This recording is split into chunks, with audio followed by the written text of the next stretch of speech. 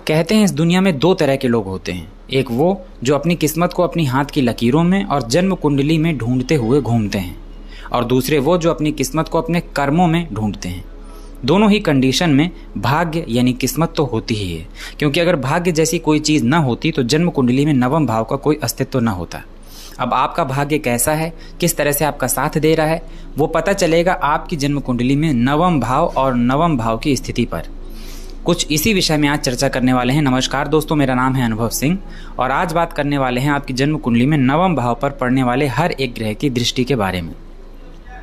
इस सीरीज में हमने अभी तक अष्टम भाव तक हर एक ग्रह की दृष्टि के बारे में जानकारी हासिल कर ली है। आज उसी सीरीज में ये नेक्स्ट पार्ट है जिसमें हम लोग नवम भाव पर हर एक ग्रह की दृष्टि के बारे में जानेंगे। जैसा कि आप जानते हैं, मैंने अपने पिछले वीडियो में भी ये बात कही है और आज भी कह रहा हूँ कि जन्म कुंडली में ग्रह जहाँ बैठता है उससे कहीं ज़्यादा प्रभाव वहाँ देता है जहाँ वो देख रहा होता है। यह है आपका भाग्य भाव, इसको कहते हैं नवम भाव। नवम भाव क्यों? क्योंकि ये लग्न से 9वां घर है। ये है लग्न 1 2 3 4 5 6 7 8 9। अब इस भाव पर कौन कौन से ग्रह कहाँ कहाँ से बैठ के दृष्टि डालते हैं और उनका किस प्रकार का प्रभाव होता है, आइए जानते हैं। जैसा कि आप जानते हैं, इस सीरीज़ में मैं जब भी इस तरह की वीडियो बनाता हूं तो मैं ग्रहों का सीक्वेंस चेंज कर देता हूं, क्योंकि मेरी इच्छा यही रहती है कि कम से कम आप पूरा वीडियो देखें और आप इस बारे में जानकारी हासिल करें, ताकि आपको अपनी कुंडली किसी भी ज्योतिषी को न दिखानी पड़े। आप खुद की और अपने परिवार, रिश्तेदार, लोग जो भी हैं आपसे जुड़े हुए व्यक्ति, उनकी कुंडली आप खुद देख सकें। तो चलिए देरी न करते हुए शुरू करते हैं और सबसे पहले बात करते हैं ग्रहों के राजा यानी ग्रहों में जो सबसे ज़्यादा सुप्रीम है, सूर्य ग्रह के बारे में। सूर्य ग्रह के पास केवल एक ही दृष्टि होती है, 7वीं दृष्टि, और सूर्य आपके नवम भाव को केवल तभी देख सकते हैं जब वो जन्म कुंडली के तीसरे भाव में बैठे हों। देखिए, जन्म कुंडली में जब सूर्य तीसरे भाव में बैठते हैं तो उनकी 7वीं सीधी दृष्टि आपके नवम भाव में पड़ती है, और जब सूर्य पराक्रम भाव से अपना संबंध बना लेते हैं तो समझ जाइए कि ऐसा इंसान पराक्रम यानी अपनी मेहनत पर ज़्यादा भरोसा करेगा, भाग्य पर कम भरोसा करेगा। अगर किसी इंसान की जन्म कुंडली के तीसरे भाव में सूर्य मजबूत स्थिति में बैठ जाएं तो कहते हैं दुनिया का ऐसा कोई मुकाम नहीं, दुनिया के ऐसा कोई लक्ष्य नहीं जो ये इंसान भेद न सके, ऐसा कोई काम नहीं जो ऐसा इंसान कर न सके, क्योंकि इस तरह के इंसान बहुत ज़्यादा मेहनती होते हैं। अब क्योंकि वो मेहनती हैं इसीलिए उनका भाग्य भी उनका बहुत साथ देता है। अगर सूर्य तीसरे भाव में मजबूत स्थिति में बैठ के नवम भाव को देखें तो ऐसे लोगों का भाग्य निरंतर उनका कहते हैं साथ देता है। ऐसे लोग शासन प्रशासन में ऊंची पहुंच रखने वाले होते हैं, पिता का सम्मान करने वाले होते हैं। पिता के लिए भी सूर्य की ये दृष्टि विच्छेदात्मक जरूर होती है, लेकिन बहुत ज़्यादा नुकसान देने वाली नहीं होती। ऐसा इंसान बहुत प्रभावशाली होता है, दिन रात कड़ी मेहनत करने वाला होता है। अगर किसी इंसान के तीसरे भाव में सूर्य बैठे हैं तो जान जाइए कि वो बहुत जल्दी आपसे ये कहने वाला है कि हमें जन्म कुंडली या हमें किस्मत में ज़्यादा भरोसा नहीं है, हम केवल अपनी मेहनत पर भरोसा करने वाले लोगों में से हैं। क्योंकि एक्चुअली ऐसा होता भी है। सूर्य अगर तीसरे भाव में है तो ऐसा इंसान अपने किस्मत से ज़्यादा अपने कर्मों में भरोसा रखता है। अब क्योंकि ये भाव छोटे भाई बहनों का भी है, इसलिए संभवतः अगर यहाँ की स्थिति ज़्यादा अच्छी नहीं है या और भी पाप ग्रहों का प्रभाव है तो संभवतः ऐसे इंसान के छोटे भाई बहन या तो ना होंगे, अगर होंगे तो ऐसे इंसान का अपने छोटे भाई बहनों से रिश्ता बहुत ज़्यादा मधुर नहीं होगा, और अगर रिश्ता बाई चांस मधुर है भी तो ऐसे इंसान के छोटे भाई बहनों के जीवन में संघर्ष आपको आसानी से दिखाई दे जाएगा। ऐसा इंसान जिनके कुंडली के तीसरे भाव में सूर्य हो, यात्रा से जब भी वो ट्रैवलिंग करते हैं उससे उन्हें फ़ायदा होता है, बहुत मेहनती होते हैं, अपने मेहनत के दम पे अपने भाग्य को झुकाने वाले होते हैं। ऐसे लोग चाहे नौकरी करें, चाहे ऐसे लोग बिजनेस करें, हमेशा ऊंचा ओहदा यानी ऊंचा पद प्राप्त करने के लिए ललायित रहते हैं, और ऐसे लोगों का मन होता है कि हम समाज के ऊंचे पदों पर जाके बैठें। तीसरे भाव में बैठा सूर्य, एक साथ सभी ज्योतिषियों ने इसका बहुत ज़्यादा समर्थन किया, बहुत ज़्यादा तारीफ की है, क्योंकि ये बहुत अच्छा प्रभाव देने वाला होता है। छोटे भाई बहनों के लिए बात अगर ना की जाए, खुद के पराक्रम, तो इंसान बहुत पराक्रमी होता है। शत्रु उसके सामने नहीं टिक पाते, क्योंकि वो इतना ज़्यादा पराक्रमी और मेहनती होता है कि शत्रु उसके सामने आने से भी डरते हैं। यहाँ बैठा सूर्य जब भाग्य भाव को देखता है तो इंसान का भाग्य 22 वर्ष और 23 वर्ष के बाद, लगभग 22-23 साल के बाद ऐसे इंसान का भाग्य कहते हैं उसका साथ देने लगता है। ऐसा इसलिए कहा गया क्योंकि 22-23 ये वो उम्र होती है जिस उम्र के बाद एक इंसान पूरी तरह परिपक्व हो जाता है, यानी समझदार हो जाता है, उसे सही और गलत का फैसला समझ में आने लगता है। और यही रीज़न है कि जब वो खुद पराक्रमी हो जाता है तो वो अपने भाग्य का निर्माण करने लगता है। कहते हैं सूर्य अगर तीसरे भाव में हो तो ऐसा इंसान अपने किस्मत का खुद भाग्य विधाता होता है। सूर्य तीसरे भाव में बैठ के इंसान को न सिर्फ पराक्रमी बनाते हैं बल्कि उसके पराक्रम को सीधे उसके भाग्य से जोड़ देते हैं। ऐसा इंसान धार्मिक भी होगा, धर्म को मानने वाला भी होगा, लेकिन ये जरूरी नहीं कि वो धर्म का प्रदर्शन करे, यानी लोगों को जाके ये बताए कि देखो मैं कितना धार्मिक हूँ, लेकिन वो अंदर से धार्मिक बहुत होगा, धर्म को मानने वाला होगा, पिता की इज्जत करने वाला होगा। ऐसा इंसान उच्च शिक्षा प्राप्त करने वाला होगा, यानी उसको अगर शिक्षा उसे मिली है तो वो शिक्षा को बीच में नहीं छोड़ेगा, पूरी करेगा, यानी एटलीस्ट अपना पोस्ट ग्रेजुएशन मास्टर्स की डिग्री जरूर लेगा। ज्ञानी भी होगा ऐसा इंसान, इंटेलिजेंट होगा, अपने पराक्रम को जो भी वो मेहनत कर रहा है उस मेहनत को सही दिशा में लगा के अपने भाग्य का खुद उदय करने वाला होगा। 22-23 वर्ष के बाद ऐसे इंसान का जब भाग्य उदय होता है तो अपने भाग्य के दम पे इंसान सब कुछ पा लेता है। सूर्य यहाँ पे अगर पीड़ित हो जाए, कमजोर हो जाए, नीच के हो जाए, अंश बल से कमजोर हो जाए, नवमांश में उनकी स्थिति अच्छी ना हो, सूर्य के साथ यहाँ राहु बैठ जाए या राहु के साथ शनि और मंगल जैसे ग्रहों की भी दृष्टि हो, मंगल नहीं लेकिन शनि वगैरह की दृष्टि खास तौर पर हो, तो अगर सूर्य यहाँ पर पीड़ित हो जाएंगे तो सूर्य से संबंधित समस्याएं तो आपको होने ही लगेंगी। साथ में आपको एक चीज़ फ्री में मिलेगी, और वो क्या कि आपके पराक्रम का आपको फल ही नहीं मिलेगा।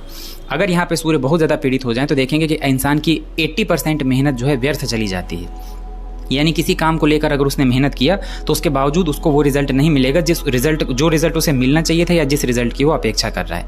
अगर आपके सूर्य तीसरे भाव में कमजोर स्थिति में बैठे हैं तो आपको ज़्यादा से ज़्यादा गायत्री मंत्र का जाप करना चाहिए। गायत्री मंत्र भगवान सूर्य नारायण को ही समर्पित है, इसलिए गायत्री मंत्र का जाप आपके यहाँ पर बैठे सूर्य को खास तौर पर बहुत मजबूत करेगा। सूर्य के बाद अगर बात करें चंद्रमा की, तो चंद्रमा के पास भी केवल एक ही दृष्टि है और वो है 7वीं दृष्टि। इसलिए चंद्रमा भी जब आपकी जन्म कुंडली के तीसरे भाव में बैठे होंगे तभी ये चंद्रमा आपके 9वें भाव को देख रहे होंगे। पराक्रम भाव में बैठे चंद्रमा वैसे तो कोई खास नुकसान नहीं करते। यहाँ पर अगर चंद्रमा बैठे हैं तो एक बात आपको हमेशा याद रखनी है कि आपको कोई भी ऐसा काम नहीं करना जिस काम में आपको एक जगह बैठा रहना हो। दरअसल चंद्रमा चलायमान होते हैं और बहुत चंचल ग्रह होते हैं। पराक्रम से संबंध बनाने के बाद अगर इंसान एक जगह बैठ के काम करता है तो वो एक जैसी मेहनत नहीं कर पाता, उसके एफर्ट जो होते हैं वो एक जैसे नहीं हो पाते। आज अगर वो जैसे मान लीजिए कोई स्टूडेंट है और उसके तीसरे भाव में चंद्रमा बैठे हैं, अब ऐसा स्टूडेंट 3 दिन या 4 दिन लगातार बहुत पढ़ाई करेगा, 7-7 8-8 घंटे, और उसके नेक्स्ट डे हो सकता है पूरा दिन वो पढ़ाई ही ना करे, यानी उसके एफर्ट में जो है वेरिएशन आ जाता है। चंद्रमा जहाँ बैठते हैं उस भाव में वेरिएशन ले आते हैं। छोटे भाई बहनों के लिए कोई दिक्कत नहीं है, ऐसे इंसान के छोटे भाई बहन बहुत अच्छे होंगे, स्वभाव उनका बहुत शांत होगा और मेहनती होंगे। ऐसे लोगों के जो छोटे भाई बहन होंगे उनसे इनका संबंध भी बहुत अच्छा होगा। ऐसा इंसान घूमने फिरने का शौकीन होगा, ट्रैवलिंग का खास तौर पर शौकीन होगा। यहाँ पर बैठे चंद्रमा की जब भाग्य भाव में दृष्टि पड़ती है तो ये भाग्य को बढ़ाने वाला होता है, पिता का सहयोग दिलाने वाला होता है। आपके फादर जो होंगे हमेशा आपके सपोर्ट में खड़े रहेंगे। इंसान धार्मिक होगा और ऐसा धार्मिक होगा कि वो धर्म को दोनों तरह से मानेगा, यानी मूर्ति पूजा भी करेगा, मानसिक पूजा भी करेगा। विचार ऐसे लोगों के बहुत शुद्ध होते हैं, सीधा सीधा सोचने वाले लोग होते हैं। दूसरे की बुराई करना या दूसरे के लिए अपने मन में कोई मनमुटाव रखना ऐसे लोगों को नहीं आता। चंद्रमा तीसरे भाव में इंसान को थोड़ा सा एफर्ट लेस जरूर बना देते हैं, यानी कभी कभी ऐसा इंसान एक जैसा एफर्ट नहीं डाल पाता, लेकिन भाग्य के लिए ऐसे चंद्रमा बहुत अच्छे हैं। भाग्य भाव में दृष्टि डाल के चंद्रमा कहते हैं कि अगर भाग्य भाव में चंद्रमा की दृष्टि हो तो 24वें वर्ष भाग्य उदय हो जाता है, या कह सकते हैं कि 24 वर्ष के बाद इंसान का भाग्य उसका साथ देने लगता है। इंसान धार्मिक भी होता है, धर्म को मानने वाला होता है, अपने धर्म को बढ़ाने वाला होता है। अपने कुल खानदान में ऐसा काम वो कभी नहीं करेगा जिसकी वजह से उसके परिवार में या उसके परिवार वालों को कभी उनका सिर जो है नीचा हो जाए, यानी कोई ऐसा काम वो नहीं करेगा जो सामाजिक दृष्टि से अच्छा ना हो। भाग्य के दृष्टि से ये चंद्रमा बहुत अच्छे होते हैं। ऐसा इंसान अपने ही मेहनत से अपने भाग्य को आगे बढ़ाने वाला होता है, इफर्टिव होता है, भले ही उसके एफर्ट एक जैसे ना हो पाए, लेकिन फिर भी भाग्य के लिए ऐसे चंद्रमा बहुत अच्छे माने जाते हैं। अब यहाँ से उच्च शिक्षा का भी विचार किया जाता है, तो कभी कभी अगर चंद्रमा यहाँ पे अच्छी मजबूत स्थिति में है तो ऐसा इंसान मनोचिकित्सक, दूसरे के मन की स्थितियों को समझने वाला, या एक अच्छा डॉक्टर, या कह सकते हैं जल, यानी जैसे नेवी हो गया, मर्चेंट नेवी हो गया, इस तरह की फील्ड में बहुत फेमस होते हैं, बहुत सक्सेसफुल होते हैं। हाँ, चंद्रमा अगर पीड़ित हो जाएं तो पहली चीज तो आपके मन में इफेक्ट होगा, यानी आपका जो मन है वो शांत नहीं रहेगा, और दूसरा यह कि आपके जो एफर्ट हैं, जो आप प्रयास कर रहे हैं, वो प्रयासों का आपको लाभ न मिलना और साथ ही साथ आपके भाग्य का आपको सपोर्ट न मिलना, ये 2 चीजें आपको जरूर दिखाई देंगी। तो ये आपको जरूर हमेशा देख लेना है कि जब भी कोई ग्रह आपके पराक्रम भाव से बैठ के भाग्य को देख रहा है तो उस ग्रह की स्थिति क्या है, चंद्रमा किस स्थिति में है, क्या वो अंश से बहुत कमजोर तो नहीं है, नवमांश में नीच के तो नहीं हो रहा है, उनके ऊपर राहु, शनि और एक साथ कई पाप ग्रहों की दृष्टि तो नहीं पड़ रही, कहीं ऐसा तो नहीं है कि वो सदाष्टक योग या केमद्रुम योग बना रहे हों, उनके आसपास कोई ग्रह ही ना हो। इस तरह की चीजें हमेशा देखने के बाद ही प्रेडिक्ट किया करिए। केवल ये मत सोचा करिए कि ग्रह यहाँ पर बैठा है तो ऐसा ही रिजल्ट देगा। तीसरे भाव का चंद्रमा आपको तब तक कोई नुकसान नहीं पहुंचाएगा जब तक ये चंद्रमा खुद से बहुत ज्यादा कमजोर ना हो जाए। अगर चंद्रमा कमजोर है तो आपको शिव आराधना करनी चाहिए। शिव जी की आप जितनी ज़्यादा पूजा करेंगे, चाहे वो आप मूर्ति पूजा करें, मानसिक पूजा करें, कुछ भी करें, लेकिन शिव भगवान की शरण में आपको हमेशा रहना चाहिए। उससे लगातार क्या है कि आपके चंद्रमा को बल मिलता रहेगा, आपके जो एफर्ट हैं वो और कारागर हो जाएंगे, छोटे भाई बहनों से आपका संबंध मधुर होगा, उनका जीवन बहुत अच्छा होगा, भाग्य आपका और ज़्यादा सपोर्ट करेगा जहाँ पे आपको भाग्य की ज़रूरत है। तीसरे भाव में चंद्रमा के होने का मतलब है कि आपको फील्ड वर्क चुनना है, ना कि आपको ऑफिस वर्क चुनना है। यानी आपको एक जगह बैठ के काम करने की बजाय फील्ड वर्क में आप जो काम करेंगे वो आपके लिए ज़्यादा अच्छा होगा। चंद्रमा की अगर बात करें बुध की, तो बुध के पास भी केवल एक ही दृष्टि होती है, 7वीं दृष्टि। बुध भी आपकी जन्म कुंडली के तीसरे भाव में बैठ के ही नवम भाव को देख सकते हैं। काल पुरुष की कुंडली में ये बुध का खुद का घर है, इसलिए यहाँ पे बुध बहुत अच्छे रिजल्ट करते हैं। पराक्रम भाव से बुध का संबंध दोनों ही तरीकों से अच्छा होता है। छोटे भाई बहनों से भी संबंध मधुर होते हैं, छोटे भाई बहनों का जीवन भी बहुत ज़्यादा तनावपूर्ण नहीं होता, और भाग्य भी आपका निरंतर साथ देता है। इवन आप थोड़ी मेहनत भी करेंगे तो भाग्य आपका साथ देने के लिए हमेशा तैयार रहेगा, क्योंकि ये घर बुध का अपना घर है। काल पुरुष की कुंडली के अनुसार यहाँ पे मिथुन राशि आती है, मिथुन राशि बुध की अपनी राशि है। यहाँ पर बुध होने का मतलब है कि ऐसा इंसान मार्केटिंग फील्ड में ज़्यादा इंटरेस्ट दिखाएगा। हो सकता है ऐसा इंसान कोई नौकरी करने की बजाय खुद का कोई छोटा सा व्यापार करने की कोशिश करे, लेकिन खुद का व्यापार करने की कोशिश करेगा।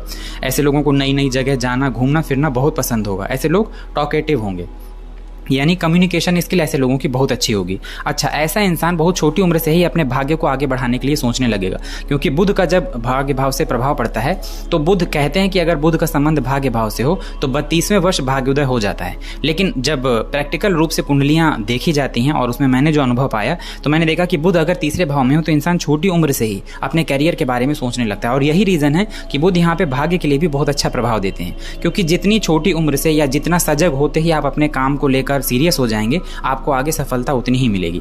ऐसा इंसान भी जो बुध यहाँ पर बैठते हैं, ट्रैवलिंग करना उसको बहुत अच्छा लगता है। जो यात्राएं हैं वो उसके भाग्य को आगे बढ़ाने वाली होती हैं। पिता से ऐसे इंसान को विशेष सहयोग मिलता है। ऐसा इंसान पिता का सहयोग करने वाला होता है, धर्म को मानने वाला होता है, और ऐसा इंसान यात्राओं से बहुत लाभ कमाता है, क्योंकि यात्राओं को नवम भाव से भी देखा जाता है। शिक्षा की अगर बात करें तो ऐसा इंसान उतनी शिक्षा जरूर हासिल कर लेगा जितनी शिक्षा उसके हिसाब से उसके जीवन को आगे और उन्नति देने के लिए जरूरी है। शिक्षा के मामले में ऐसा इंसान पीछे नहीं हटेगा। एक बात आपको और बताऊं, बुध अगर तीसरे भाव में बैठे हो तो ऐसा इंसान भले ही शिक्षित कम हो, लेकिन वो बहुत अच्छा खुद दूसरों के सामने खुद को बहुत अच्छा प्रेजेंट करेगा। बुध अगर तीसरे भाव में पीड़ित हो जाएं तो आप देखेंगे कि ऐसे इंसान के जीवन में व्यर्थ की यात्राएं, वो एक स्थान से दूसरे स्थान तक भटकता रहेगा, लेकिन उसको जो मंजिल यानी जो उसका लक्ष्य है वो लक्ष्य मिलने में उसे बहुत दिक्कत होगी। बुध अगर पीड़ित हो जाए तीसरे भाव में बैठ के तो ऐसे इंसान को स्किन से रिलेटेड प्रॉब्लम हो सकती है। भाग्य के मामले में वही हालत होगी कि 100% मेहनत किया तो रिजल्ट मिला 40 या 50%, यानी उसकी मेहनत का उसको पूरा फल नहीं मिलेगा। पिता से कोई विशेष मतभेद तो नहीं होता बुध के पीड़ित होने पर, लेकिन पिता की तरफ से कोई खास सहयोग भी नहीं मिलता। इसलिए आपको हमेशा ये देखकर चलना है कि जिस ग्रह के लिए आप देख रहे हैं वो ग्रह कितना कारगर है आपकी कुंडली में। पहली बात ये देखिए कि वो कारक है कि नहीं। दूसरा ये देखिए किस स्थिति में है, किस राशि में है, उसकी डिग्री कितनी है, किस नक्षत्र में है, नवमांश में उसकी स्थिति क्या है, और षडवर्ग में, षडबल में उसको कितना पावर मिला है, यानी षडबल में वो सबसे ज्यादा पावरफुल है या उसको किस प्रकार के अंक, किस प्रकार की रैंकिंग उसे दी गई है। बुध की भाग्य भाव में दृष्टि बहुत अच्छी मानी जाती है। छोटी उम्र से ही भाग्य जो है साथ देने लगता है अगर बुध की स्थिति अच्छी हो। और अगर बुध की स्थिति अच्छी हो तो आपको जॉइंट फैमिली, अगर आप जॉइंट फैमिली में रहते हैं या आपके परिवार के वालों के साथ रहते हैं तो आपको चाहिए कि आप अपने फैमिली का सपोर्ट हमेशा लेकर चलें। गणेश भगवान की विशेष आराधना करनी चाहिए जिनके बुध तीसरे भाव में हो। ऐसे इंसान फिल्म, टेलीविजन, मीडिया, कम्युनिकेशन में अपना भाग्य आजमा सकते हैं। इनका भाग्य इन फील्ड में इसका बहुत सपोर्ट करेगा। ऐसा इंसान टूरिज्म, ट्रैवल एजेंसी या अपना खुद का कोई होटल, रेस्टोरेंट या बैंकिंग, फाइनेंस, इस तरह के किसी भी काम में अगर वो अपना भाग्य या अपना हाथ आजमाएगा तो ऐसे इंसान को बहुत सपोर्ट मिलेगा। घर से या धर्म से ऐसे इंसान को कभी कोई परेशानी नहीं होती, धर्म को मानने वाला होता है। भाग्य भी ऐसे इंसान का जनरली बहुत अच्छा ही माना जाता है। हाँ, बुध जब तीसरे भाव में होते हैं तो कई बार इंसान जो प्रयत्न करता है वो प्रयत्न बहुत छोटी उम्र से जरूर शुरू कर देता है, लेकिन उसके प्रयत्नों को सही दिशा एक मैच्योरिटी के बाद, लगभग 25 से 26 उम्र के बाद ही जो है दिखाई देती है। बुध अगर तीसरे भाव में बैठे हो तो ऐसा इंसान हो सकता है ज्यादा किसी की सुने नहीं, उसका जो मन होगा वो वही करेगा। बुध जो है बालक स्वभाव के होते हैं और जब ये पराक्रम से संबंध बनाते हैं तो व्यक्ति का स्वभाव कुछ ऐसा हो जाता है कि अगर उसे 10 लोग कोई चीज़ समझा रहे हैं तो वो सुनेगा सबकी, लेकिन करेगा वही जो उसका मन कह रहा है।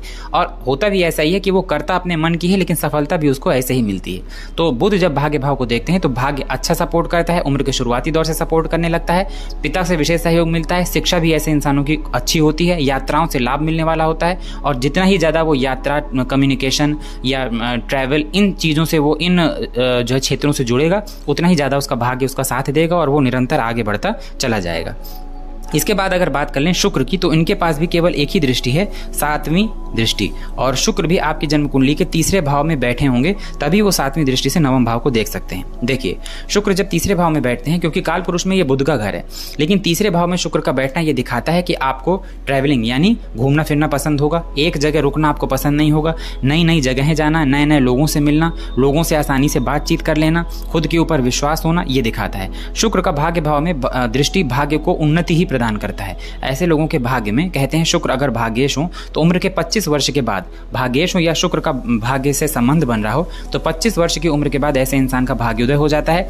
ऐसे इंसान के जीवन में महिलाएं, चाहे उनकी माँ हो, चाहे उनकी बहनें हो, पत्नी हो, या उनका कोई दोस्त हो, लेकिन अगर वो महिला है तो ऐसे इंसान को महिलाओं का विशेष सहयोग करना चाहिए, सम्मान करना चाहिए और उनकी सहायता जो है करनी चाहिए, क्योंकि जितना ये महिलाएं इसके जीवन में महिला ही होगी कोई जो ऐसे लोगों के जीवन में उनको उन्नति प्रदान करती हैं। भाग्य भाव में जब शुक्र की दृष्टि पड़ती है तो ऐसा इंसान अपना भाग्य अपने आराम में ढूंढता है।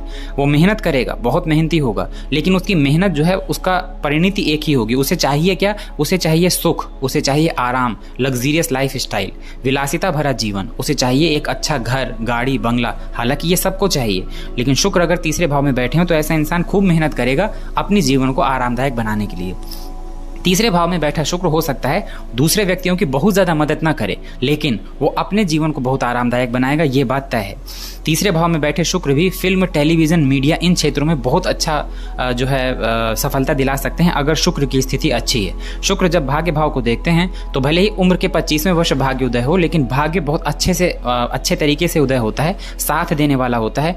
उच्च शिक्षा भी ऐसे लोगों को प्राप्त होती है, पढ़ाई के शौकीन होते हैं, बुक्स वगैरह पढ़ने के शौकीन होते हैं। शिक्षा में ये लोग हमेशा ऊंची शिक्षा प्राप्त करने की कोशिश ही करते हैं। ऐसे लोग देश विदेश की यात्रा 100% करेंगे। हवाई यात्रा 100% होती है अगर शुक्र तीसरे भाव में बैठ के भाग्य भाव को देख रहे हैं, और भाग्य की उन्नति होती है। पिता का विशेष सहयोग मिलता है अगर शुक्र की दृष्टि 9वें भाव में हो। हालांकि ऐसे इंसान के जीवन में महिलाओं का विशेष योगदान होगा, लेकिन पिता के न तो स्वास्थ्य में ये शुक्र कोई विशेष खराब असर डालते हैं, न तो शिक्षा पर कोई खराब असर डालते हैं, और न ही भाग्य पर, जब तक कि शुक्र बहुत ज़्यादा पीड़ित न हो जाए। अगर यहीं पर शुक्र अपनी नीच राशि में हो, अंश बल से कमजोर हो जाए, नवमांश में कमजोर हो, षटबल में सबसे कम बल शुक्र को ही मिला हो, तब यहाँ पर भाग्य को उदय होने में दिक्कत, भाग्य से परेशानी, बीच बीच में भाग्य का साथ छोड़ देना, पिता के स्वास्थ्य को समस्या और खुद के स्वास्थ्य को भी समस्या। और ऐसा इंसान अपने प्रयास तो बहुत करेगा अपने भाग्य उदय के लिए, यानी हो सकता है कई स्टार्टअप करे, कई बिजनेस करे, कई कामों को शुरू करने की कोशिश करे, लेकिन उसको रिजल्ट ही ना मिले।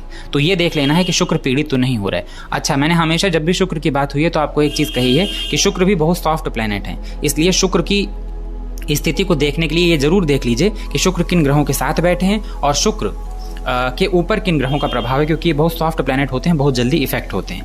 अब अगर इसके बाद बात करें मंगल की, तो देखिए मंगल के पास 3 दृष्टियां होती हैं। अगर मंगल तीसरे भाव में बैठे होंगे तो वो 7वीं दृष्टि से भाग्य भाव को देख लेंगे। अगर मंगल छठे भाव में बैठे होंगे तो वो 4थी दृष्टि से भाग्य भाव को देख लेंगे, 1, 2, 3, 4। अगर माफ़ करिएगा, मैं एक जगह शायद मंगल को लिखना भूल गया। हाँ, अगर माफ़ करिएगा मंगल यहाँ दूसरे भाव में बैठे होंगे तो यहाँ से 8वीं दृष्टि 1, 2, 3, 4, 5, 1, 2, 3, 4, 5, 6, 7, 8, 8वीं दृष्टि से मंगल भाग्य भाव को देख लेंगे। अब देखिए, मैं आपको बताऊं, तीसरे भाव में और छठे भाव में मंगल कारक होते हैं। मंगल तीसरे भाव के भी कारक होते हैं और छठे भाव के भी कारक होते हैं, इसलिए यहाँ पर स्थिति बहुत अच्छी होगी। तीसरे भाव में मंगल का बैठना दिखाता है इंसान के पराक्रम को, उसके साहस को। ऐसा कोई व्यक्ति या कोई स्थिति नहीं है जिससे ऐसा इंसान डरे। ऐसा इंसान अपनी मेहनत से अपना भाग्य बनाने वाला होता है। ऐसा इंसान बहुत डेयरिंग होगा, पराक्रमी होगा। मेहनत उसके लिए एक ऐसा काम होगा जो उसके लिए जरूरी है। अगर ऐसे इंसान को मेहनत नहीं मिलेगी तो वो बोर होने लगेगा, उसे लगेगा हमारी लाइफ में कुछ रहा ही नहीं। मंगल जब भाग्य भाव को देखते देखते हैं तो भाग्य सपोर्ट करने वाला होता है। भले ही मंगल की दृष्टि कैसी ही हो, लेकिन भाग्य को सपोर्ट करने वाला होता है। ऐसा इंसान धार्मिक होगा, लेकिन सबको सामने दिखाकर धार्मिक नहीं होगा। हो सकता है ऐसा इंसान मंदिर न जाए या भगवान के सामने डेली दिया न जलाए, अगरबत्ती न जलाए, लेकिन वो मन से भगवान को, ईश्वर को मानने वाला होगा, अपने कर्तव्य को करने वाला होगा और बहुत ज्यादा पराक्रमी होगा। मंगल जब छठे भाव में बैठते हैं तो छठे भाव से भाग्य को जब वो देखते हैं तो अब इंसान का भाग्य रिस्क में छुप जाता है। ऐसा इंसान उसका भाग्योदय या उसका भाग्य तभी उसका साथ देगा जब वो रिस्क लेगा, और ऐसा इंसान रिस्की भी होता है। दरअसल छठे भाव में बैठा मंगल जो होता है ये व्यक्ति को बहुत ज़्यादा पराक्रमी और शत्रुहंता बना देता है। ऐसे व्यक्ति के जो शत्रु होंगे वो उसके सामने कभी टिक नहीं पाएंगे। और छठे भाव में जब मंगल बैठते हैं तो ऐसे इंसान को पैसा किसी को उधार नहीं देना चाहिए, क्योंकि इसका दिया हुआ पैसा डूबने के पूरे चांस होते हैं। लेकिन अगर ये किसी से कर्ज ले लें तो वो के लिए वरदान होता है। तो ऐसा इंसान भले किसी दूसरे से कर्ज लेके अपना भाग्य बनाए, लेकिन इंसान अपना भाग्य बनाएगा। तीसरे भाव में भी मंगल का यही हाल होता है कि मंगल यहाँ पे इंसान को इतना ज्यादा पराक्रमी बना देते हैं कि उसे फिर ज्यादा फर्क नहीं पड़ता कि हमारा भाग्य कैसा है। हाँ, मंगल की दृष्टि जब नवम भाव में बढ़ती है तो पिता से जरूरी नहीं है कि आपके संबंध बहुत अच्छे हों, लेकिन पिता का इनडायरेक्ट सपोर्ट बच्चों के लिए और बच्चों का डायरेक्ट या इनडायरेक्ट सपोर्ट पिता के लिए हमेशा बना रहता है। धर्म को मानने वाला होगा, धार्मिक होगा, शिक्षा के लिए भी बहुत अच्छा होगा और भाग्य को सपोर्ट करने वाला होगा। जब मंगल भाग्य भाव को देखते हैं तो 28 वर्ष के बाद इंसान का भाग्य उसका सपोर्ट करने लगता है। ऐसा मत सोचिएगा कि मंगल अगर भाग्य भाव को देख रहे हैं तो 28 साल के पहले कुछ होगा ही नहीं, बिल्कुल ऐसा नहीं है। मंगल भले ये एक ग्रहों का नियम है कि इस समय के बाद इंसान का भाग्य जो है ज्यादा सपोर्ट करने लगता है, लेकिन इसका ये मतलब नहीं है कि उसके पहले भाग्य सपोर्ट नहीं करेगा। छठे भाव में बैठा मंगल अगर और अच्छी स्थिति में हो तो ऐसे लोग बहुत अच्छे डॉक्टर बन सकते हैं, बहुत अच्छे सर्जन बन सकते हैं। तीसरे भाव में बैठा मंगल इंसान को बहुत बड़ा उद्योगपति बनाता है, रिस्क लेने वाला होता है, मैनेजमेंट लेने वाला बनाता है। दूसरे भाव में बैठा मंगल कोई विशेष कष्ट तो नहीं देता, लेकिन क्योंकि दूसरे भाव का मंगल की 7वीं दृष्टि अष्टम भाव में भी पड़ती है, इसलिए सेकंड भाव जब दूसरे भाव में मंगल बैठता है और भाग्य भाव को देखता है तो धन के लिए स्थिति अच्छी है, लेकिन अपने परिवार कुटुंब के लिए, वाणी के लिए, क्योंकि इंसान की वाणी हार्श हो जाएगी, वो मुंह पर बोलने वाला हो जाएगा और कई बार बहुत जल्दी गुस्सा हो जाएगा और उसकी वाणी जो है वो थोड़ी सी ज्यादा कठोर हो जाएगी। लेकिन धन संचय के लिए अच्छा है। ऐसे मंगल धन संचय अच्छा करा देते हैं लोगों के पास, उनके पास खुद की सेविंग बहुत अच्छी होगी। अब ये मत सोचिएगा कि मंगल पाप ग्रह हैं तो ये पीड़ित नहीं हो सकते। मंगल की भी कंडीशन को आपको देख के चलना है। सेम वही चीजें, वही सूत्र आपको लागू करना है कि मंगल किस राशि में है, मंगल नीच तो नहीं है, अंश बल से कमजोर तो नहीं है, किस ग्रह के नक्षत्र में है, षटबल में उनकी स्थिति क्या है, नवमांश में मंगल नीच के तो नहीं हो रहा है। ग्रह की पावर को देखने के लिए आपको अलग अलग तरीके से देखना होगा कि क्या एक्चुअल ग्रह के पास पावर है या नहीं। लेकिन तीसरे भाव में बैठे मंगल इंसान को बेहद भाग्यशाली बनाते हैं। ऐसे ही लोगों को कहा जाता है कि ऐसे इंसान अपनी किस्मत अपने हाथों से लिखते हैं और ऐसे इंसान की किस्मत उनका सपोर्ट भी करती है। मंगल का संबंध जब भी नवम भाव से बनता है और मंगल अच्छी स्थिति में है तो इंसान अगर किसी खराब परिस्थिति में फंस जाए जहां पर उसको सही में अपने भाग्य की सबसे ज्यादा जरूरत हो तो उसका भाग्य उसका 100% साथ देगा। धर्म को वो सबको दिखाने वाला तो नहीं है, लेकिन धार्मिक होगा, धर्म को मानने वाला होगा, पिता का आदर करने वाला, पिता की इज्जत करने वाला होगा और दिन दूना रात चौगुना वृद्धि करने वाला होगा अपने पराक्रम के बल पे। ऐसे इंसान का भाग्य जुड़ा होगा पराक्रम से। छठे भाव में बैठे मंगल अगर भाग्य भाव को देख रहे हो तो उनका भाग्य छुपा होगा रिस्क से। ऐसा इंसान रिस्क मैनेजमेंट तो जानता ही है, जितना ज्यादा जोखिम लेगा उतना ही ज्यादा उसका भाग्य साथ देगा। दूसरे भाव में बैठा मंगल कहना चाह रहे हैं कि आपको सेविंग करनी चाहिए अपनी लाइफ में। कभी भी आपको ऐसा फेज ना देखना पड़े कि जब आपके पास पैसे सेव ना हो, इसलिए सेविंग में सबसे ज्यादा ध्यान दीजिए। और फिर इसके बाद कहीं कुछ ऐसा नहीं है कि मंगल बहुत ज्यादा खराब प्रभाव देते हैं, लेकिन हाँ, दूसरे भाव में बैठे मंगल तीसरे और छठे भाव की अपेक्षा थोड़ा सा कम रिजल्ट करेंगे, वो भी इस वजह से क्योंकि ऐसा इंसान बहुत ज्यादा कठोर वाणी का हो जाएगा। या हो सकता है कि ऐसा इंसान, क्योंकि 7वीं दृष्टि अष्टम भाव में पड़ेगी तो चोट चपेट जैसी घटनाएं थोड़ा सा जीवन में होती रहती हैं। लेकिन इसके अलावा अगर सिर्फ भाग्य की दृष्टि से बात करें तो ये बहुत अच्छा संयोग है, यानी मंगल भी बहुत अच्छा रिजल्ट देने वाले हैं।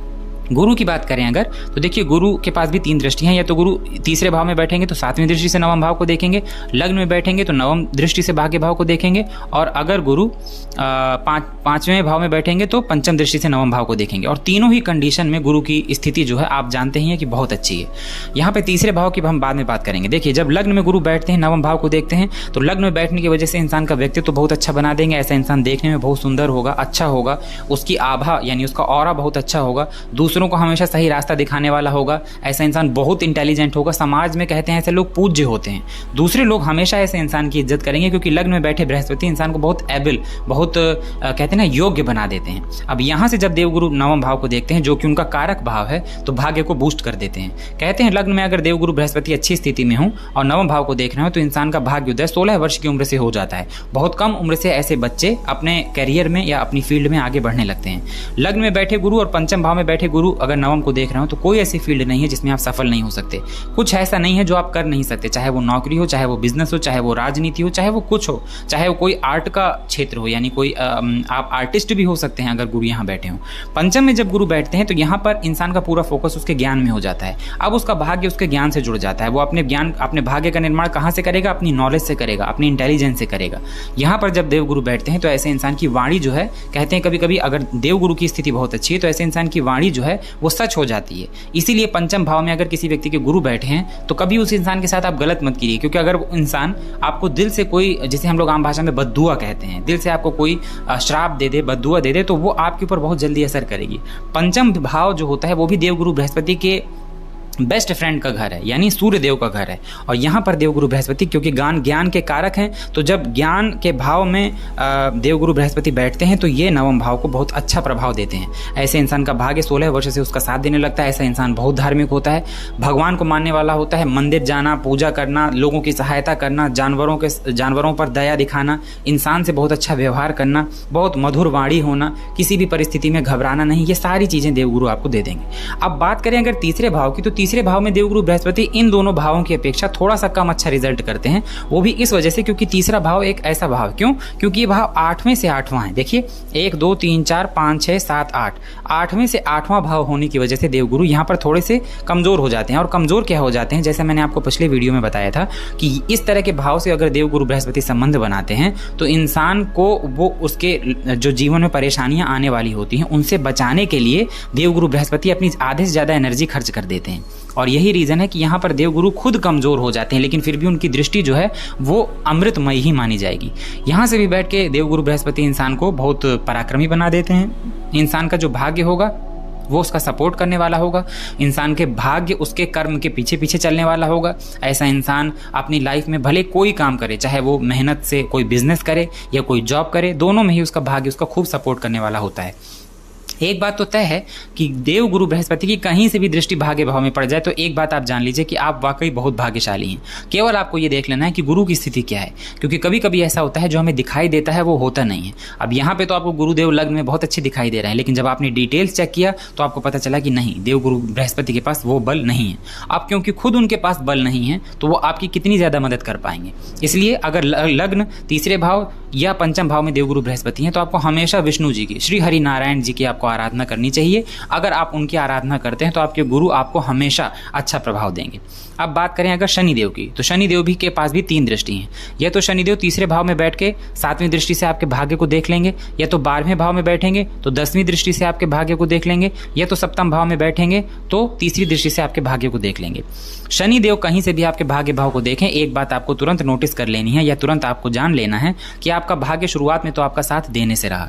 आपकी उम्र के जो शुरुआती दौर होगा, यानी लगभग उम्र का 25 से 30 वर्ष का जो उम्र होगा, इस उम्र तक भाग्य आपका बहुत ज़्यादा सपोर्ट नहीं करेगा, क्योंकि यहाँ पर शनि आपको एबल बना रहे होते हैं, आपको मेहनत करना सिखा रहे होते हैं। जब भी शनि की दृष्टि नवम भाव में पड़ती है और आपकी उम्र अगर 30 वर्ष से कम है तो आपने एक चीज़ हमेशा देखी होगी कि आप दूसरों से यही बोलते होंगे कि मैं मेहनत तो करता हूं लेकिन पता नहीं मेरा भाग्य मुझसे रूठ सा गया है या मेरा साथ नहीं देता।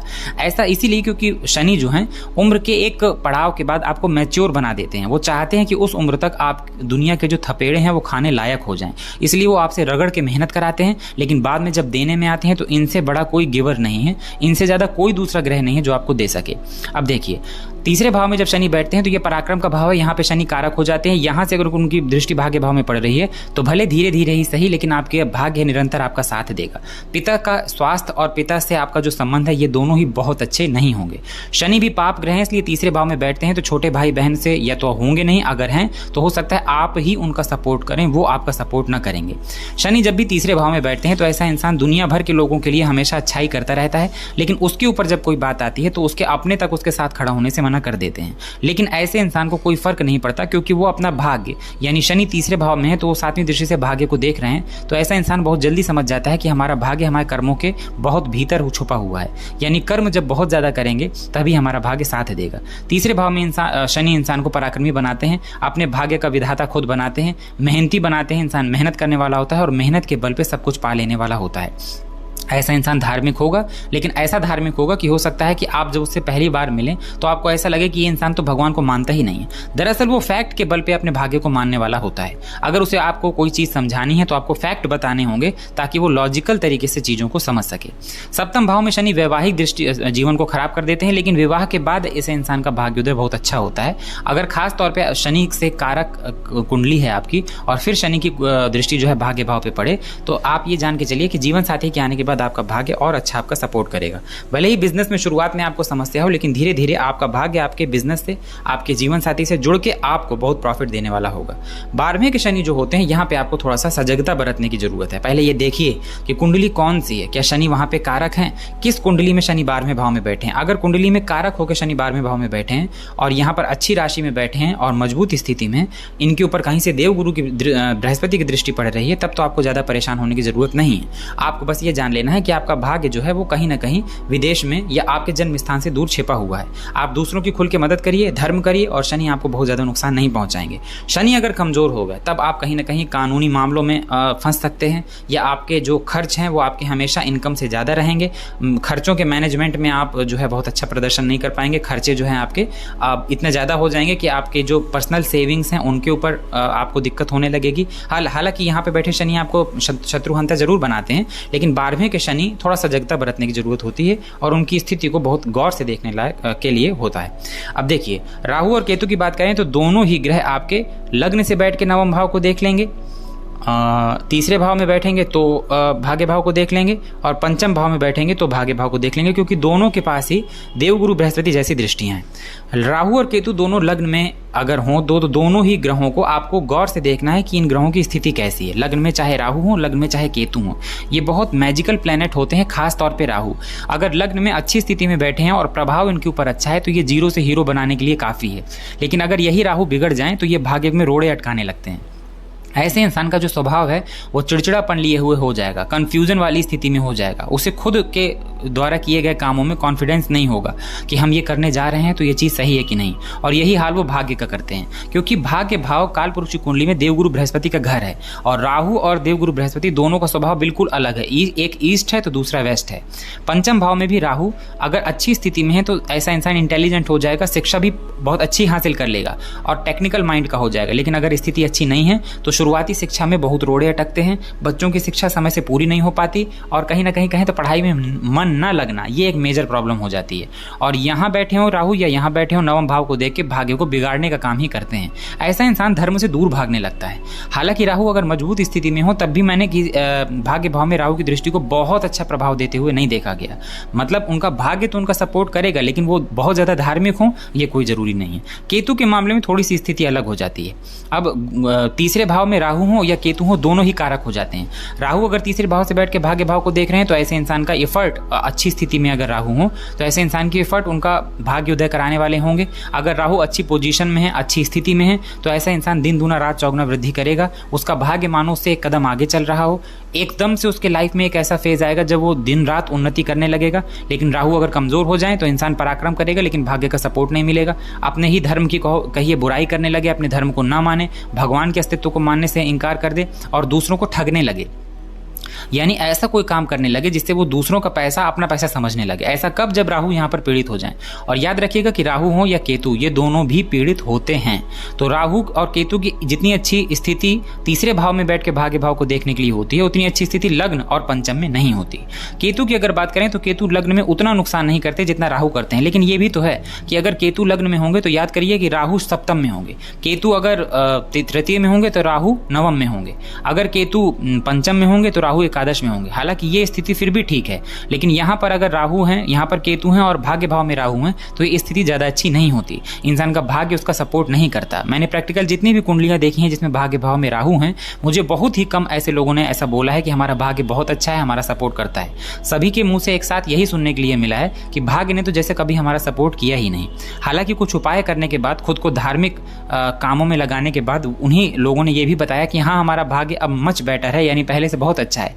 तो अगर राहु और केतु का संबंध किसी तरह भाग्य भाव से बन रहा है तो आपको चाहिए कि आप धार्मिक बने रहें, दूसरों की मदद करें, धर्म को मानें। अपने परिवार में या आपके आसपास जो भी लोग रहते हैं, खास तौर पे जो एजेड लोग हैं यानी जो बुजुर्ग लोग हैं उनकी कभी भी आप बेइज्जती ना करें, आपकी वजह से कभी भी उनको कोई तकलीफ ना हो। अगर आप ऐसा करते हैं, जानवरों को खासतौर पे जो स्ट्रीट डॉग्स होते हैं इनको आपकी वजह से कोई परेशानी हो रही है तो आप ये याद रखिए कि आप कोई भी उपाय कर लीजिए, राहु और केतु कभी भी आपको ऊपर बढ़ने नहीं देंगे। केतु बहुत ज़्यादा शुभ ग्रह होते हैं लेकिन क्योंकि वो राहु के हमेशा सामने रहते हैं इस वजह से केतु जो है अपना पूरा प्रभाव नहीं दे पाते।